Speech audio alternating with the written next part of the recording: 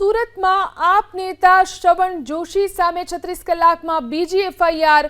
ગોડાદરા પોલીસે સસ્તા અનાજના વેપારીની ફરિયાદના આધારે ગુનો નોંધ્યો।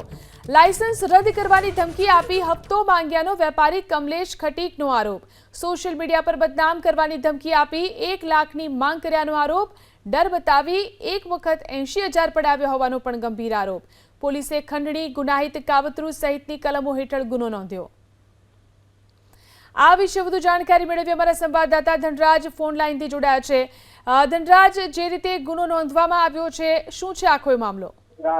બિલકુલ એક બાદ એક મામલો સામે આવી રહ્યો છે। ત્યારે શ્રવણ જોશી જે આમ આદમી પાર્ટીનો યુવા નેતા છે, યુવા મહામંત્રી છે, તેમના દ્વારા વધુ એક જે ઘટનાને અંજામ આપવામાં આવ્યો હોય એ પ્રમાણેની ફરિયાદ છે આપવામાં આવી છે। હવે ગોડાદરા પોલીસમાં સસ્તા અનાજના વેપારી છે તેમણે ફરિયાદ દાખલ કરાવી છે। ત્યારે વેપારી કમલેશ ખટીક દ્વારા આરોપ લગાવવામાં આવ્યો છે કે લાયસન્સ રદ કરવાની ધમકી આપીને હપ્તો માંગવામાં આવતો હતો, એ પ્રમાણેની ફરિયાદમાં ઉલ્લેખ કરવામાં આવ્યો છે। સાથોસાથ સોશિયલ મીડિયામાં બદનામ કરીને દુકાન બંધ કરી દેવાની પણ ધમકી આપતા હતા અને નહીં આપે તો 1 લાખ રૂપિયાની માંગણી છે કરવામાં આવી હતી।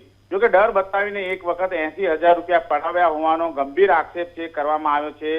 આ રીતે એક બાદ એક કિસ્સાઓ સામે આવી છે। ત્યારે આદર્શ સ્કૂલ પાસે જાહેર રોડ ઉપર પૈસાની લેતી દેતીનો પુરાવો છે એ પણ છે એ રજૂ કરવામાં આવ્યો છે। વેપારીએ પોતાના મોબાઈલમાં આ વિડીયો છે કેદ કરીને પોલીસને સુપરત કર્યો છે। ત્યારે શ્રવણ જે જોશી તેના વિરુદ્ધ અત્યારે હાલ કાર્યવાહી કરવામાં આવી રહી છે। જોકે સાગરીત સંપત ચૌધરીએ રૂપિયા સ્વીકાર્યા હોવાનો દાવો કરાયો છે। ત્યારે વધુ એક ફરિયાદ છે અત્યારે ગોડાદરા પોલીસ મથકમાં નોંધાઈ છે। પહેલી ફરિયાદ લિંબાયત પોલીસ મથક, બીજી ફરિયાદ ગોડાદરા પોલીસ મથક અને હજી પણ વધુ ફરિયાદ નોંધાય તેવી શક્યતાઓ છે।